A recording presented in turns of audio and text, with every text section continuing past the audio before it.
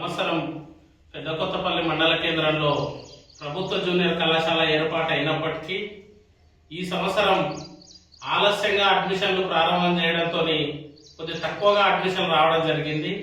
అయినా కూడా ఈ ప్రభుత్వము స్థానిక మంత్రి గారు దృష్టి పెట్టని కారణంగా నేటికి కూడా జూనియర్ కళాశాలలో అధ్యాపకుల కొరత, వసతుల కొరత అలాగే ఉంది.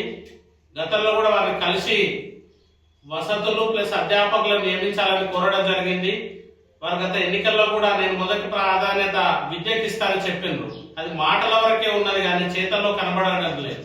ఇంత పెద్ద మండలము చాలా ఆలస్యంగా జూనియర్ కళాశాల వచ్చినప్పటికీ దానికి వసతులు లేకపోవడము, అధ్యాపకులు లేకపోవడంతో రేపు భవిష్యత్తు ఎలా ఉంటది, ఈ మండలంలో విద్య ఎలా అభివృద్ధి చెందుతుందో ఒకసారి ఆలోచించాలి. భారతీయ జనతా పార్టీ వైపు నుంచి వారిని విన్నవిస్తా ఉన్నాం. ఇప్పటికైనా త్వరగా ప్రభుత్వ జూనియర్ కళాశాలలో అధ్యాపకులను, వసతులను ఏర్పాటు చేయాలని, అలాగే ఈ మండలంలో అనేక సమస్యలు ఉన్నాయి. హాస్పిటల్ సమస్య, రోడ్డు సమస్య, బస్టాండ్ సమస్య, రైతులకు మంచినీటి సమస్య, చాలా విషయాలు ఉన్నాయి. వారి దృష్టి కూడా తీసుకుపోవడం జరిగింది. వారు తీసుకుపోయినప్పుడు సానుకూలంగా స్పందిస్తా ఉన్నారు. అది స్పందనగానే మిగిలిపోతా ఉంది.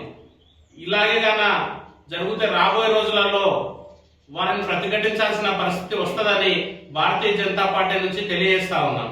కాబట్టి త్వరగా అత్యవసరంగా ప్రభుత్వ జూనియర్ కళాశాలలో వసతుల ఏర్పాటు, అధ్యాపకుల నియామకం జరగాలని, లేని పక్షంలో భారతీయ జనతా పార్టీ విద్యార్థుల పక్షాన, ఈ ప్రాంత ప్రజల పక్షాన పోరాడుతుందని హెచ్చరిస్తా ఉన్నాం.